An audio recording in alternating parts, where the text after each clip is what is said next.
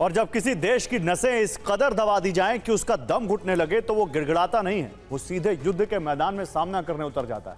Iran इस वक्त इसी मोड़ पर खड़ा है। व्हाइट हाउस की युद्ध नीति फेल हुई तो ट्रंप ने कूटनीति का मुखौटा पहन लिया, लेकिन पर्दे के पीछे चल रही इस नाकाबंदी ने ईरान के सब्र का बांध तोड़ दिया है। तेहरान ने कागज के समझौतों को मलबे में फेंककर सीधे मिनी वॉर प्लान को अमल में लाना शुरू कर दिया है। ईरान ने साफ कर दिया है कि अगर हमारा तेल समंदर में फंसा रहा तो हम पूरी दुनिया की इकोनॉमी को समंदर में डुबो देंगे। अब सवाल है कि क्या ये खाड़ी में नए युद्ध के शुरू होने का सिग्नल है? और इसके लिए एक साथ कई फ्रंट खुल सकते हैं, क्योंकि इन जगहों पर ईरान बड़ी नाकाबंदी करने की तैयारी में है। फारस की खाड़ी, हॉर्मुज स्ट्रेट, ओमान की खाड़ी, बाब अल मंदेब स्ट्रेट, अदन की खाड़ी, यानी अमेरिका ने नाकाबंदी खत्म नहीं की तो ईरान अरब से पूरी दुनिया में जाने वाला तेल रोक देगा। अलग अलग 5 फ्रंट पर ब्लॉकेड लगा देगा। और इसकी सबसे बड़ी वजह है ईरान की इकोनॉमी का गिरना। ईरान की तेल सप्लाई रुक गई है। अमेरिका ने शैडो फ्लीट पर भी अंकुश लगा दिया है। चीन भी दूसरे देशों से तेल ले रहा है। और ईरान दुनिया के तेल निर्यातकों में टॉप 5 में आता है, लेकिन उसकी तेल सप्लाई युद्ध के बाद से कम हुई है। साल 2020 में 4.4 लाख बैरल प्रतिदिन तेल निर्यात करता था। साल 2021 में 7.1 लाख बैरल तेल रोजाना सप्लाई करता था। साल 2022 में यह बढ़कर 9 लाख बैरल प्रतिदिन हो गया था, यानी 2 साल में 2 गुना। जबकि साल 2023 में 14.1 लाख बैरल प्रतिदिन निर्यात करने लगा। साल 2024 में यह बढ़कर करीब 15 लाख बैरल प्रतिदिन हो गया, जो लगातार बढ़ता रहा। 2025 में 15.5 लाख बैरल प्रतिदिन तक पहुंच गया, यानी 2020 के मुकाबले 4 गुना। लेकिन 2026 में युद्ध शुरू होने के बाद तेल निर्यात घटने लगा, जो अब करीब 2 लाख बैरल प्रतिदिन पर आ गया है, पिछले 6 साल के न्यूनतम स्तर पर। अब ईरान के पास जो विकल्प हैं वो समझिए।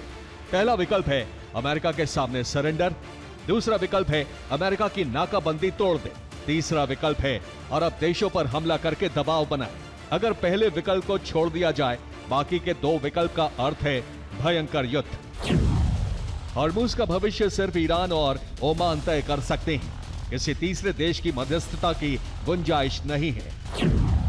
हॉर्मुज स्ट्रेट 3 देशों की समुद्री सीमा में है, जिसमें उत्तर में ईरान, दक्षिण में ओमान, जबकि दक्षिण पश्चिम में यूएई लगता है। लेकिन जिस उथले हिस्से से जहाज गुजरते हैं वो 3-3 किलोमीटर की शिपिंग लेन और 3 किलोमीटर का बफर जोन ईरान और ओमान की समुद्री सीमा में आता है। और ईरानी शक्ति के 7 स्तंभ हैं, जिसमें पहला है ईरान की भौगोलिक स्थिति। ईरान ने पहाड़ियों के नीचे सैन्य ठिकाने बनाए हुए हैं, जहां अमेरिका के बस्टर बम भी नाकामयाब हो गए।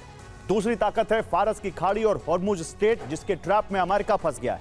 यहां से ईरान 30% तेल कारोबार पर कंट्रोल कर सकता है। इसके अलावा ईरान की मिसाइल ताकत भी अमेरिका पर भारी पड़ रही है, खासतौर से कई शहरों में बनाई गई मिसाइल सिटी, जहां ईरान ने 3000 से ज्यादा मिसाइलें रखी हुई हैं।